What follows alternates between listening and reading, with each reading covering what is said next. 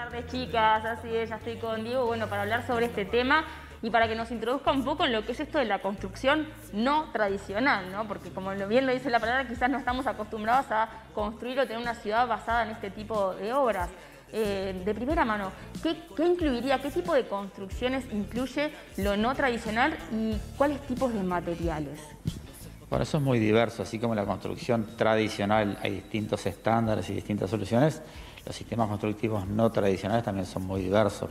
O sea, desde prefabricación de hormigón, madera, PVC hoy en día, o sea, hay cosas muy distintas, paneles de fibrocemento, paneles con alma de espuma plus y proyección de cemento, de arena y portland, digamos, una cantidad de soluciones diversas que pueden aplicarse como sistemas constructivos no tradicionales. El título engloba una cantidad de cosas muy distintas unas de las otras, con distintas prestaciones, con distinto costo, con distinta calidad, digamos. Y esto facilitaría a la construcción. Ayer decía la ministra que faltaban 70.000 viviendas. ¿Esto podría ayudar a la construcción no tradicional a poder acercarle más viviendas a la población? El último censo nacional, que es del 2011, determinó que había 60.000 hogares que tenían necesidad de una vivienda nueva. 10 años después la situación se mantiene incambiada. Un estudio muy profesional del Centro de Estudios Económicos de la Construcción analiza toda la vivienda producida en esos 10 años, la creación de nuevos hogares, en fin, una cantidad de cosas, y llega a la conclusión de que se sigue necesitando un número similar de entre 60 y 70.000 viviendas. Entonces, a pesar de todo el esfuerzo de las políticas públicas de estos últimos 10 años. Es decir, no es un tema sencillo de solucionar, por lo tanto, contar con la mayor cantidad de soluciones posibles y sistemas y demás es bueno, es positivo, pero indudablemente hay que contar con una gran batería de soluciones para atender las distintas necesidades de los distintos públicos y poder realmente achicar esa brecha que no va a ser para este quinquenio, pero esperemos que se pueda avanzar en manera decisiva, digamos. Se tiene que aprobar la utilización de determinados materiales o de tipo de construcción. ¿Cómo es ese proceso? ¿Cuánto tiempo lleva o qué tengo que tener en cuenta a la hora de aprobar o no una construcción no tradicional? Sí, el anuncio concreto de ayer de la ministra tiene que ver justamente con eso, con que actualmente o hasta ahora se venía con un sistema para obtener lo que se llama el documento de aptitud técnica, que es lo que habilita a trabajar con un sistema no tradicional para el Ministerio de Vivienda, recorrer un camino bastante largo que puede llevar mucho tiempo la aprobación, donde se hace todo un estudio técnico, obviamente, del sistema.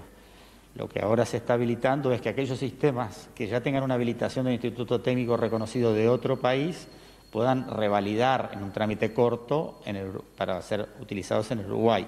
En definitiva, es una desburocratización, una agilización del trámite, que es una cosa positiva, indudablemente. Bien. ¿Y hay capital humano preparado para poder trabajar en este tipo de construcción? Bueno, ya hay experiencia en el país. Por ejemplo, en la década del 90 el Ministerio de Vivienda tuvo un impulso fuerte en complejos de viviendas y se utilizaron varios sistemas no tradicionales y hay experiencia en ese sentido. Eso después dejó de irse por ese tipo de soluciones y, por ejemplo, en Montevideo se fue a un aprovechamiento más de la ciudad, a densificar la construcción en los barrios que ya tienen todos los servicios, y ahí viene la edificación en altura, y en general los sistemas constructivos no tradicionales son para viviendas de 1, 2 niveles, 3 niveles, no son para edificios en altura. Entonces hay que ver para dónde son útiles, para dónde aplican y los costos que en definitiva se puede alcanzar.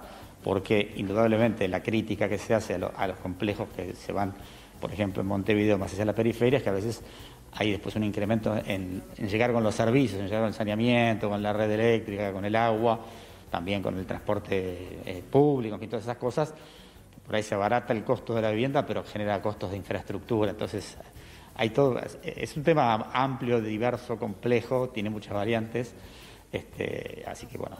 Exacto. ¿Y realmente este tipo de materiales baja el costo de construcción por metro cuadrado? ¿Después no hará que la demanda de estos materiales también haga que se suba el costo?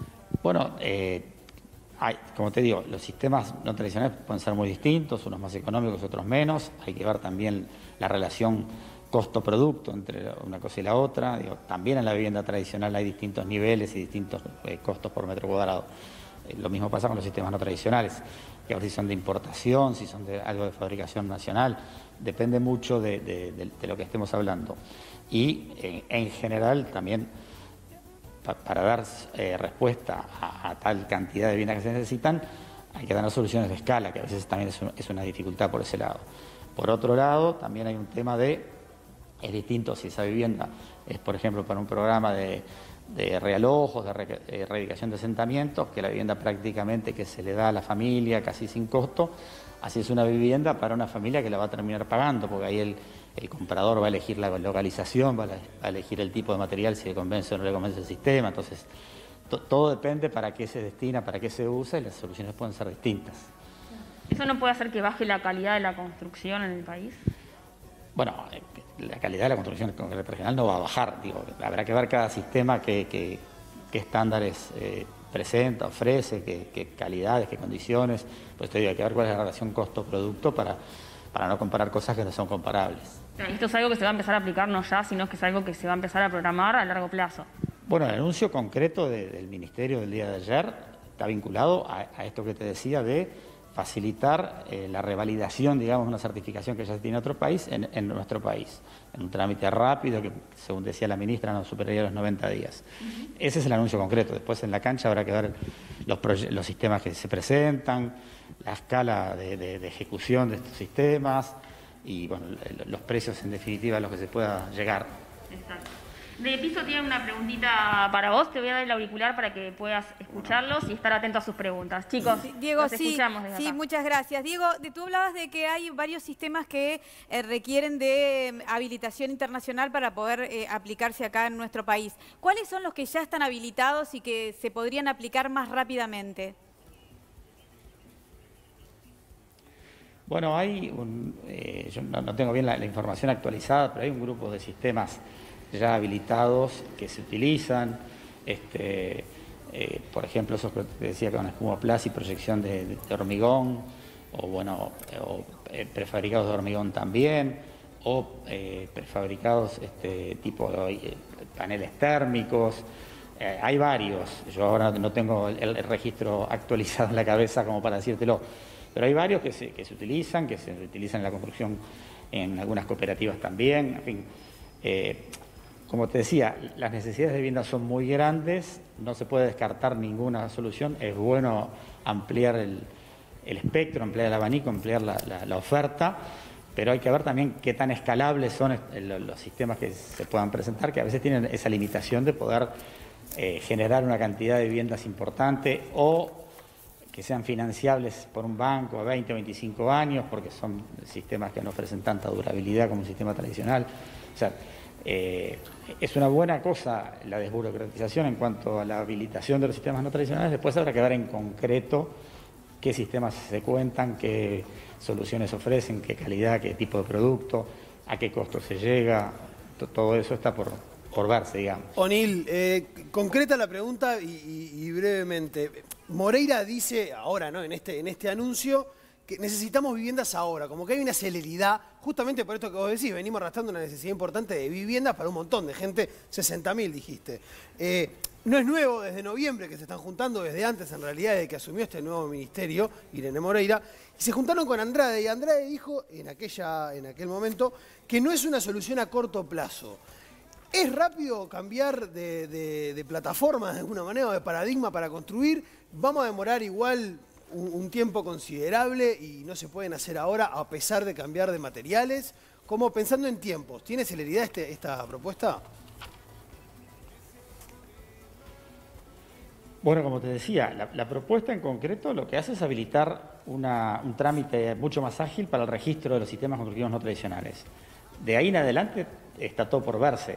Indudablemente hay una necesidad muy grande de viviendas y es bueno contar con un abanico más amplio de soluciones y de ofertas. Pero bueno, eso ahora hay que aterrizarlo en proyectos concretos. Desde la Cámara de la Construcción hemos estado en diálogo con el Ministerio, hemos hecho alguna propuesta en el marco de la Ley de Vivienda promovida en barrios más bien centrales para llegar con un valor menor del que se maneja habitualmente en el mercado. Pero hay que entender también que, por ejemplo, muchas veces hay normativas que terminan encareciendo el costo por metro cuadrado, como puede ser la cantidad de cocheras en relación a la cantidad de unidades de un edificio o la exigencia de accesibilidad universal, es decir, que toda vivienda es transformable para el uso de una persona con una discapacidad motriz, en fin, o exigencias en cuanto a legislación térmica o eficiencia energética, distintas cosas. Entonces, todo eso suma al precio del producto final. Hay campo como para trabajar, para mejorar ese tipo de cosas y llegar a una vivienda que pueda ser de menor costo y para que la población pueda acceder en mayor medida. Espectacular. Diego O'Neill, presidente de la Cámara de la Construcción, muchísimas gracias por estos minutos en Vespertinas. Leti, muchísimas gracias a ti también. Bueno, gracias a ustedes.